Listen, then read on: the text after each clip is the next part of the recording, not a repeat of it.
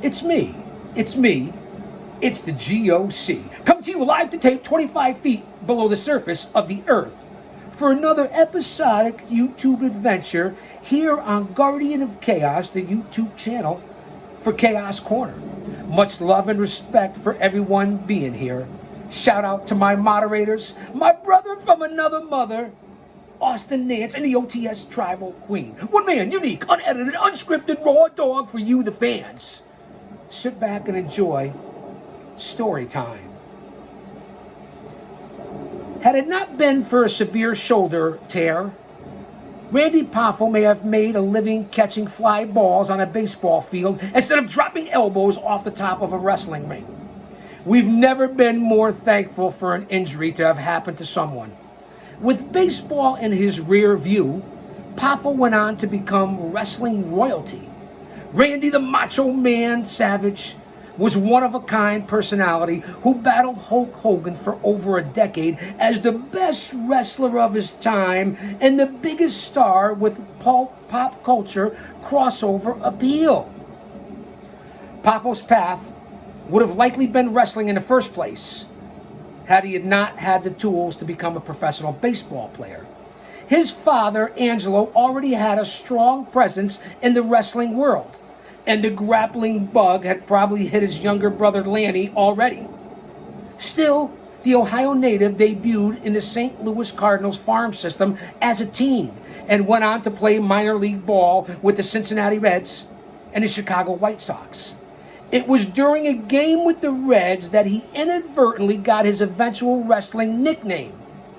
When a pitch hit him, Poffo charged the pitcher and helped clear the benches. The next game, he snapped and charged the same player again, leading a newspaper reporter to question if he was trying to be a macho man or something. Macho, macho man, I want to be a macho man. No. Let's not go there. Too much, too early, too soon. I kind of agree with you. Focus, Chaos. Get back to the story and task at hand. The name would stick years later, as would the term savage that Ole Anderson recommended he take on. When Poffo got injured in a collision at the plate, he'd eventually have to hang up his cleats for good and put on a mask to wrestle as the Spider for Gordon Solie's Florida Championship Wrestling. That gimmick eventually was dropped, and Poffo made a name for himself in various territories with his father and brother Lanny. By 1985, a star was born in the World Wrestling Federation. The chains are getting heavy here in 2025. Stay mentally, emotionally, physically, and spiritually fit. Surround yourself with like-minded people. There's a lot going on, and there's a lot more coming. Use your own discernment, and that's a shoot. From the moment pomp and circumstances blasted from speakers for the first time, Savage became the most original star in sports entertainment as the Macho Man, sticking out in a crowded locker room featuring countless gimmicks. Savage caught on with his trademark G.I. Joe, monkey wrench sunglasses, shiny robe, and signature raspy voice. His manic mannerisms, mint pre-match promos, usually with Mean Gene Okerlund, and wrestling prowess instantly popped the crowd. And with Miss Elizabeth, yeah. That's the best I can do. Well, hold on, now. Just bear with me. Cut me some slack. Escorting him to the ring, prepubescent teens in their audience probably felt the first pop in their pants. No offense, man. Kayfabe. Alexa, play Tropical Thunderstorm sounds. Back to the show. Alexa, play Tropical Thunderstorm sounds. Back to the show. Was that Pete? Repeat? I have amnesia and deja vu at the same time. I think I've forgotten this before.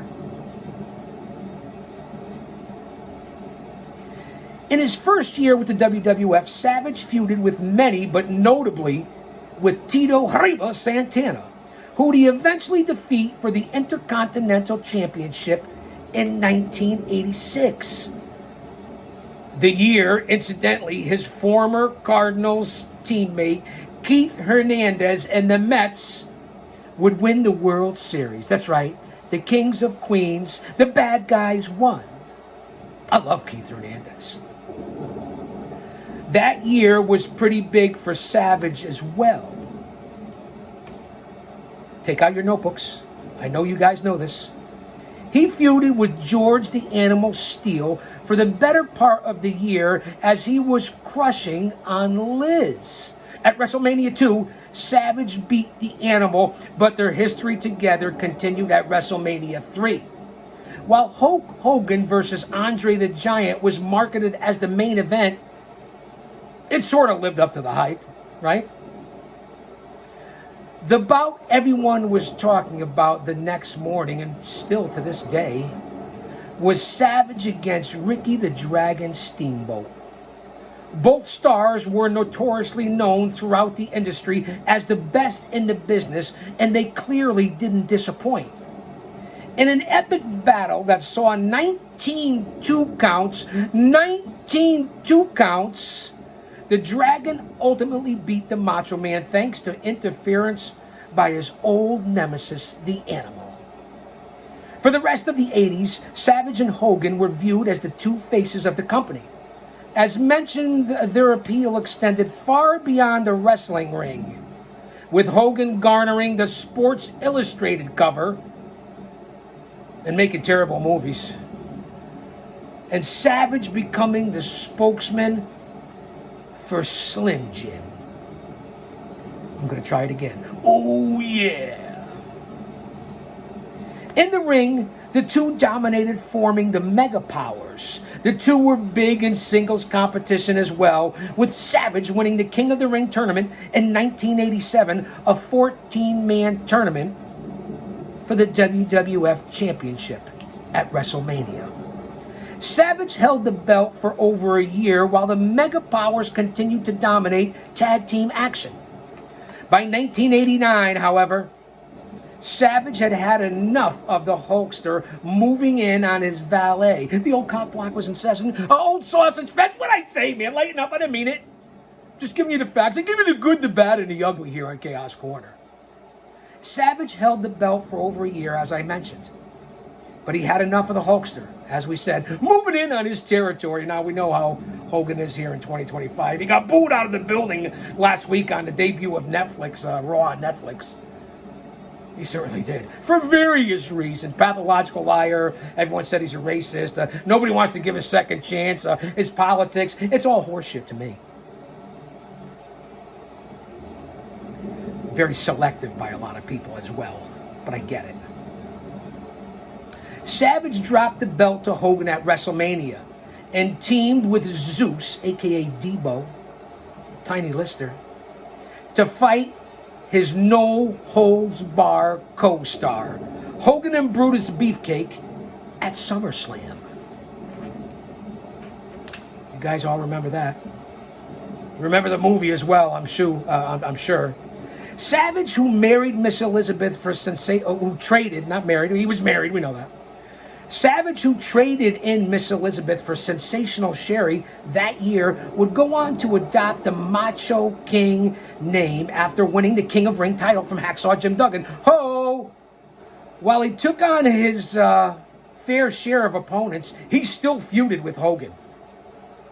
By 1990, however, he shifted his attention to then-champion The Ultimate Warrior. While he never beat the Warrior for the belt, he did cost the Warrior the title against Sergeant Slaughter that next year. Eventually, Warrior and Savage feud came to a head with a career on the line match at WrestleMania. I believe WrestleMania 7, which the Macho King lost. For the next few months, with Miss Elizabeth back in the fray after Sherry had turned on him following his Mania loss, Savage served as a color commentator. In one of the finest moments in WWF history, Savage proposed and went on to marry his then real-life wife, Elizabeth, at SummerSlam in 1991. Eventually, Savage would be reinstated by Fall President Jack Tunney and took to the ring against the likes of Jake the Snake Roberts and Ric Flair. Speaking of the Nature Boy, woo! Savage beat him for his second World Championship at WrestleMania. I believe it was WrestleMania 8. Someone fact check me. Austin, Tribal Queen, help me out. Help a brother out, man. Ain't no half-stepping. Holding it down, keeping it real, and maintain it. Once Savage dropped the belt to Flair, he tag teamed with the Ultimate Warrior. The tandem didn't last long, and Savage was soon calling more matches than he was actually wrestling in. In a somewhat surprising move, in October 1994, I hope your notebooks are out, Savage left his WWF contract, he let it run out, and signed with their main competitor, WCW. When he arrived in Ted Turner land, Savage found himself feuding with some familiar faces, like Flair and Hogan. And was the case in the WWF, Savage found a high level of success in WCW, winning their championship belt 4 times. He also reunited with Miss Elizabeth. Aside from the girl and the gold, Savage had many key moments in the company. For starters, he was involved in the best storyline we've ever seen. At Bash it's questionable. Let's not get crazy. At Bash at the Beach, it was he who Hulk Hogan turned his back on, as well as Sting and Luger, to form the NWA with Scott Hall and Kevin Nash. Too sweet. Eventually, Savage would become an integral part in the original NWO, my apologies, and Kevin Nash's Wolfpack spinoff, which I really wasn't a fan of and didn't like. The original NWA caught me like it did a lot of other people. I was in the business, obviously, especially at that time. The spinoff, the red and black and all that, really wasn't for me and kind of lost its luster there for a little while. Well, he took part in WCW as it started to sink. You remember the slick back ponytail and Gorgeous George, right? I know that you do. Savage's screen time lessened more and more. By the time Vince McMahon purchased WCW, the Macho Man was long gone. In 2002, he resurfaced, but not in the ring, on film as Spider-Man's nemesis in the wrestling ring, Bonesaw McGraw. For years after that, he did voice roles in a few films and released an ill-fated rap album. By 2004, he was back where he belonged, in the ring. While his time in TNA wrestling was far from memorable, he still got over. On May 10th, 2010, he married longtime girlfriend Barbara Lynn Payne, and sadly, a year later, May 20th to be exact, 2010, Randy Macho Man Savage suffered a heart attack, aged 58, while driving with his wife in Florida. To try to capture Savage's impact and legacy in a brief segment within a wrestling review here, featuring other stars, is somewhat impossible. Savage paved the way for so many heels and multi-dimensional wrestling stars who beat to their own drum. And that's a fact. The action of current star CM Punk on the first Monday Night Raw following his death says it all. That night, Punk wore Savage's trademark star trunks. Clearly, Punk knew that without Savage, there would be no Punk. So many wrestlers probably feel that way. So many fans miss him. They respected him and wish he was still dropping the patented elbow from the top turnbuckle. With that being said, drop an elbow on that like button. I had a few encounters with Macho Man backstage, being able to hang out and learn the business as he was at the height of his stardom. I'll never forget backstage, New Haven Coliseum. in the latrine, if you will, puffing on the natural ganja. Myself, Macho Man Rick Rude, I believe. Nice connection. Signed a couple, I asked them for my family, signed a couple of dollar bills for my nieces and nephews. I appreciate him letting me talk to him and hang out with him. It was truly an experience. And that's the connection with the Macho Man Randy Savage here on Chaos Corner.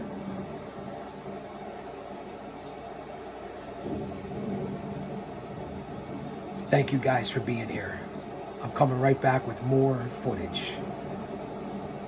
I'll say that to say this, because I tell it like it is. Don't you dare miss it.